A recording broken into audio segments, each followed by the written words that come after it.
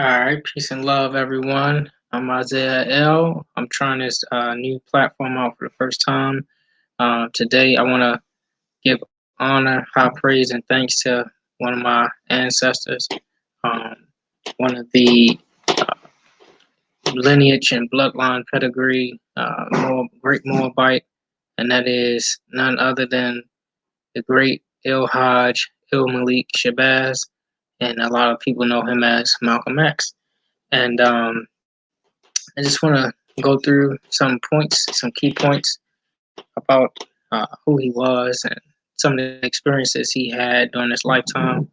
I'm going to pull up his natal chart and I'm going to share my screen.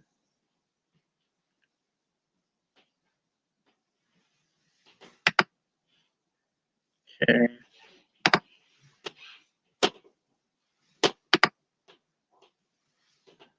Okay, so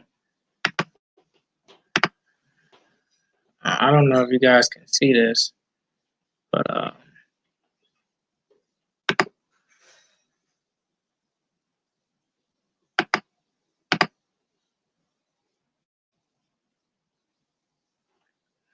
just bear with me.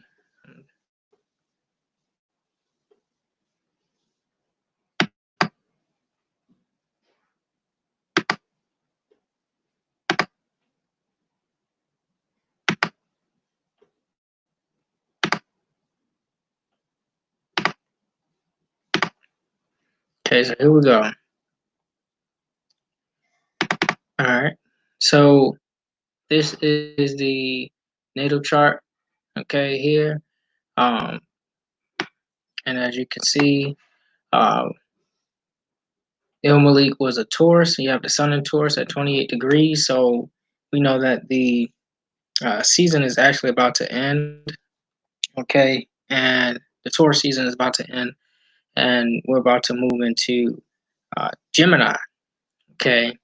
Um, so with the sun and Taurus at 28 degrees, this is where um, most of the solar energy in this chart for brother Malik is here in the fifth house.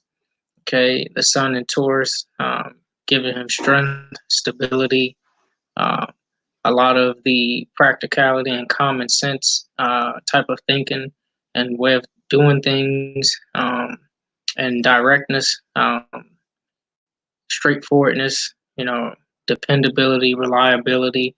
You're going to see a lot of these trends throughout his life.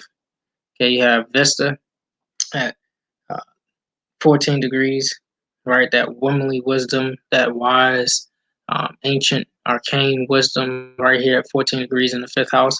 Mercury at 3 degrees in the fifth house of Taurus. And then you have Pallas at 0 degrees in the fifth house of Taurus. So you have a stellium taking place right here in this fifth house. And what does that mean? Got a lot of planetary energy and influences on his creativity, okay, and how he goes about um, being stable and actually in his methods of getting things done and his actual soul's or eternal purpose in life. Um, so when we look at his sun, okay, in this hemisphere of his chart, this is actually where um, he's learning to nurture a lot of the things that he was trying to create and will into existence in this lifetime. Well, when during the time he was here on this planet. Okay. And then we look at the moon. The moon is actually a waning moon, shrinking moon. It's almost coming close to home near the sun. Okay, so his moon was in Aries. A lot of times that's where the moon rules the emotions. And a lot of times his emotions was fiery and for a good cause. He was a warrior. Okay, he had that militant um, uh, perspective, and he had the militant energy, which our people needed to see. Okay, and he had Chiron in Aries. Okay, um, and Chiron being in Aries, giving him that extra boost. Okay, and his moon being here gives him a dynamic type of feel and emotion um, that he's able to channel and use and express himself. Um, that comes from his deep roots. So you see the fourth house is representative of the home, and this is where the roots are deep. You know, really able to express um, the pain at 29 degrees, 29 degrees, 26 degrees. These are actually showing you how um, these are the last stages of last degrees of that sun about to make that transition. So a lot of things was taking place in his home. In fact, you'll see early on in his life, okay, his dad, Earl Little, actually um, was a supporter of Marcus Garvey, and his father was a um, Baptist preacher. Okay, he was a progressive type of preacher. He believed in supporting our people, and he actually spoke out against a lot of the uh, uh, clanners and different European groups that spewed hate. And he actually was shortly murdered um, within a few years at a young age. Uh, his father was murdered when he was younger, um, leaving his mother a widow. And his mom actually, uh, she was so mentally distraught from it that they actually checked her into a mental institution, and the children was then separated. So, getting back to the chart, as you can see, he has a lot of different planetary energies spaced out, okay, pulled in a lot of different directions. And some of the strongest lessons or signs um, that he came here to learn is actually um, spaced out in this quadrant, okay, in this hemisphere of the chart, and in this hemisphere of the chart. So we have the in royal astrology, this would be the mother portion of the chart, and this would be the father portion of the chart. Okay, so this is dealing with the nurturing, and this is dealing with the abstract, okay, the mental energy. Okay, so a lot of the things he was learning in his roots actually took place, which actually helped him to sprout later on in life. Okay, I'm going to go ahead and animate the chart so we can go throughout the years. Okay, and see some different key points. Yeah. Okay. So this is 1925. Okay, and if a lot of you don't know, um, during this time, Noble Drew Ali was actually doing a lot of things with the Moorish Science Temple of America. But we're going to go throughout the years. Okay, and when we look at here, this is when a lot of that action that I described earlier took place, and his father actually um, was actually murdered. Um, and we're looking at Saturn in retrograde. Okay, Saturn retrograde in Sagittarius. We even looking at that Mars energy. All right. Okay, potential Mars dealing with the blood and cutting ties and um, cutting, and we see how his father was able to go up against the Europeans. We see here in the 12th house, 29 degrees. Saturn's at 29 degrees of Sagittarius, so these are entering the last degrees. A lot of times you want to look at the planetary alignment and how they transition on the last degrees because they make big impacts before they leave. Um, so when you have here, this is in 1929, around this time, where he was having Saturn in those last degrees, and this is where he lost his father. Okay, they actually found him on train tracks, laid out. Okay, and they said it was an accident, but we know that it wasn't an accident. It was intentional. Um, yeah, so we're gonna keep going. Um, then in 1931, this is actually when yeah, this is actually where we see the um, more of the incident taking place. And oh,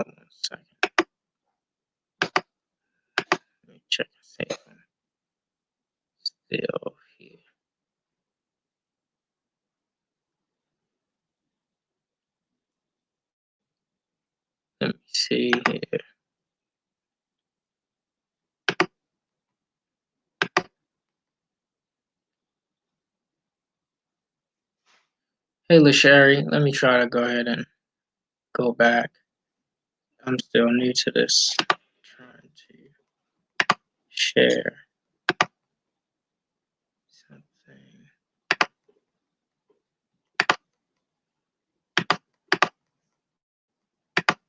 Okay. All right. So in 1931, we see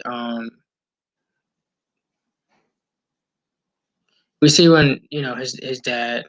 Okay, he was taken from his life, and his mom had to deal with that. Um, so then when we look at uh, going forward, um, with all of this loss, okay, that he's facing at an early age, his Saturn retrograde in the first house, Capricorn. Okay, um, you had his North Node retrograde and his South Node retrograde, along with Mars in that eighth house, and we know that that's the death gate. Okay, so a lot of the different things that he was facing at a young age actually helped shape him. And we want to see that.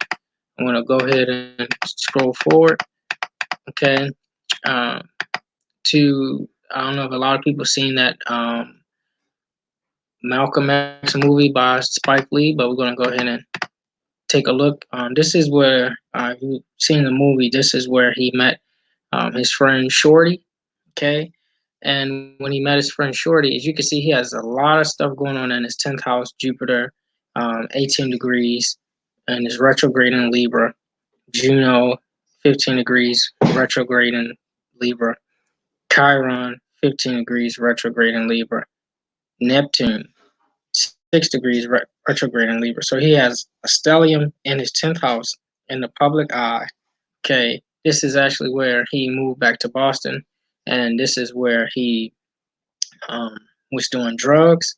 This is actually where he was committing crimes, and he got caught for burglary. And you see this 12th house. This is of confinement. 20 degrees Sagittarius. This is where he actually got sentenced um, to prison. He got sentenced to prison um, and got sentenced for 10 years. Okay, so when he got sentenced for 10 years, this is where, while he was on the inside, he started to learn and started to really learn about the teachings. You can see he had Venus in Gemini, he had the North Node in Gemini, Uranus in Gemini, Vulcan in Gemini. So he was learning a lot of different things, a lot of different information um, about the Nation of Islam and about the information of Orthodox Islam. Um, he was learning that while he was in prison. Okay. Um, and as we go forward, okay, he actually uh, uh, he actually didn't do the full 10 years. He did 7 years. He did 7 years in prison, and he got out on parole. Okay, you see that 12th house is empty. This is jails, institutions, prisons, and confinement. He got out, and he actually was nominated. As you can see here, he has another stellium, Sun in 29 degrees in Taurus, Venus 19 degrees in Taurus, Mercury 8 degrees in Taurus, Sirius 7 degrees in Taurus, Jupiter 5 degrees in Taurus, Hygeia 2 degrees in Taurus. You have a stellium taking place here. Um, and the fifth house, this is also representing leadership. The sun in Taurus, this is where he was granted a position. And 10th house, Saturn, retrograde in Libra. Neptune, 19 degrees in Libra, is retrograde. And this is where um, he actually was nominated as a minister for the Nation of Islam, and then he actually was announced a public spokesman, but a national spokesman for the Nation of Islam. And uh, Elijah Muhammad gave him the charge to grow the Nation of Islam and grow and set up mosque in Detroit, set up mosque in um, Michigan and in New York. And he actually did a great job. He used a lot of that energy that he had at Moon in Aries. He used that Sun in Taurus, and he used that rising in Capricorn, that organization and leadership skills. he used those three principles and was able to organize and grow um, over the span of years the Nation of Islam from 500 members to 33,000 members. Okay, and he was able to use a lot of his skill set to organize the people and to get them to come into the Nation of Islam. Okay, now I'm gonna fast forward. Okay, let me check and see real quick. See what we got. Okay.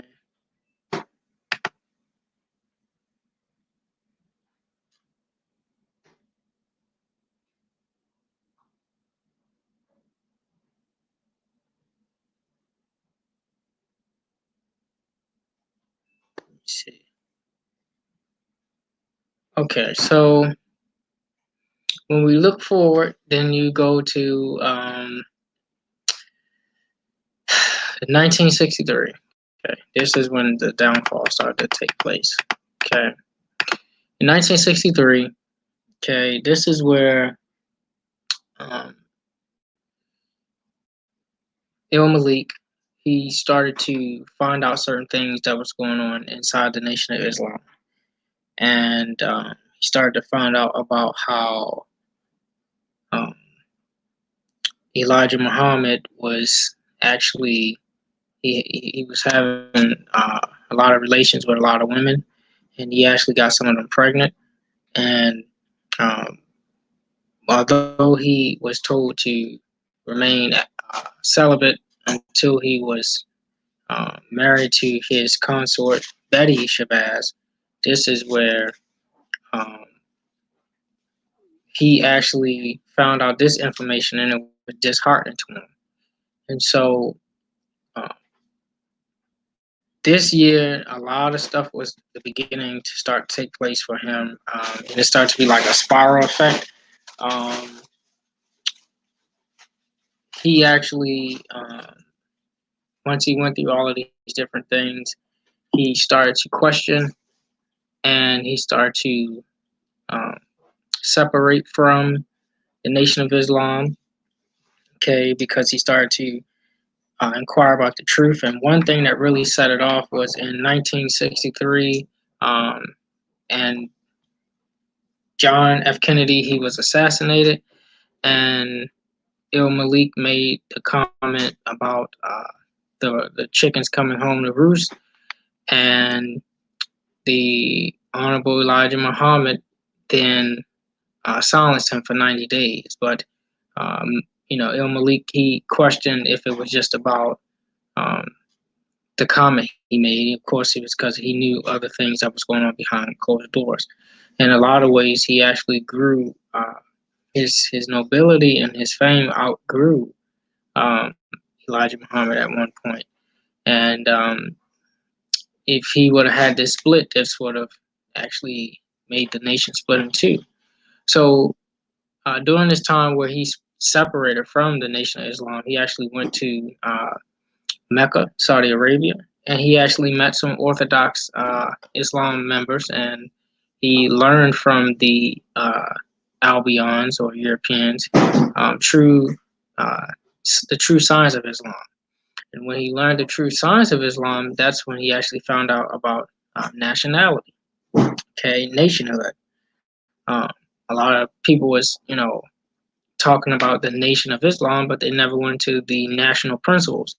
So when we found out about the nationhood and the actual nationality, um, a lot of people aren't aware that Elijah Muhammad, he actually was a student of Noble Drew Ali.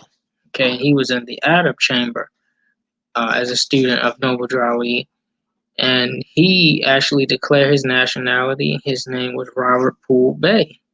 Okay, he was a Bey. And all the while, as being the leader of the Nation of Islam, he had a nationality card in his pocket. Okay, and Malik found out, and when he came back, He actually um, started his own organization. Um, he founded the Muslim Mosque Incorporated, and when he uh, actually was on this journey over in um, Saudi Arabia, Mecca, he actually learned these national principles. Okay, and when he learned these principles, he came back and relearned, and retaught his people about nationality and nationhood. And because he actually was able to relearn these things, um, he had an agenda, ultimate goal, and plan, and they actually, um, fast forward, they actually assassinated him. Okay, and let's go to the actual time. Let's go a couple.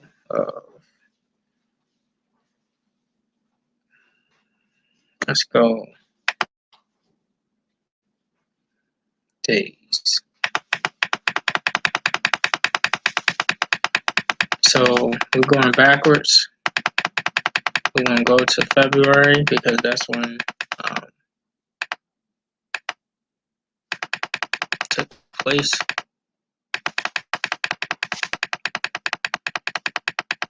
First of February. Okay. So this was the day that they assassinated him. Um, okay. At this time, the sun was in Pisces. Okay. Um, during that season. Okay. And we know that we was in the age of Pisces during that time. Okay. And we know that Pisces is ruled by Neptune. Okay. And well, in modern astrology, is ruled by Neptune. Okay, Neptune is here in retrograde in the second house. In ancient astrology, we see that um, Pisces is ruled by Jupiter. Okay, and Jupiter is here in the eighth house. So again, this is that gateway of death. Okay, you had Uranus retrograde in the 12th house, Virgo. Pluto retrograde in the 12th house of Virgo, and Mars retrograde in the 12th house of Virgo. Okay, and all of these are um, in that 12th house of um, prisons, institutions, um, and even you have Pluto represent death. This is also all these different things taking place, and it's opposing that sixth house. You have all of this energy, this planetary energies opposing each other, and it was like a culmination of a lot of events coming to a peak. And this is where he actually was assassinated. Um, they say that three brothers ran up uh, on him and shot 15 times. But when you read the FBI paper, they were shooting blanks, and the FBI was actually there, and they was the ones who shot the guns. Okay, to take him out, and then someone came up. Okay, Pisces. This is dealing with the respiratory system. They came up and tried to give him mouth to mouth, and you can't do that when you get shot, and that actually um, killed him.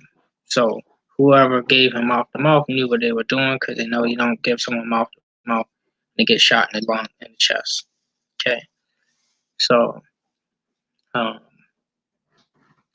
that that tragedy took place. As you can see, had a lot of different retro things in retrograde. A lot of things was off that day. Um, a lot of things that he didn't normally do that day.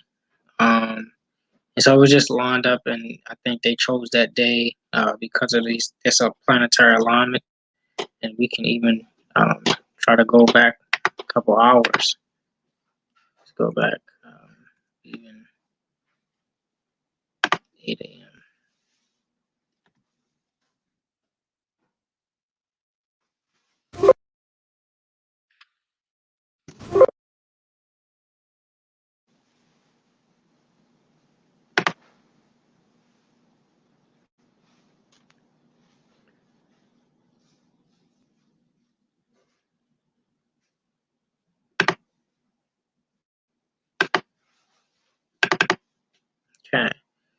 All right, let's do this. 25. Let's go to 65. Start you over.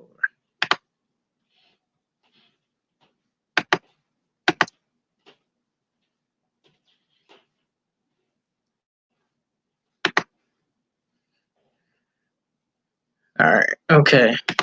So we're going back to 1965. And we gotta go back. Let's go back. Let's go back to February. Let's go a few days.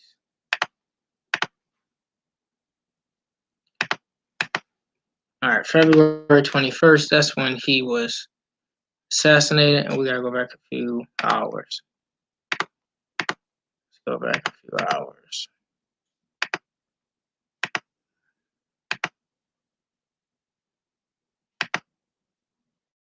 So you can see there's a lot of different things taking place, a lot of different retrogrades, a lot of different squares at this time.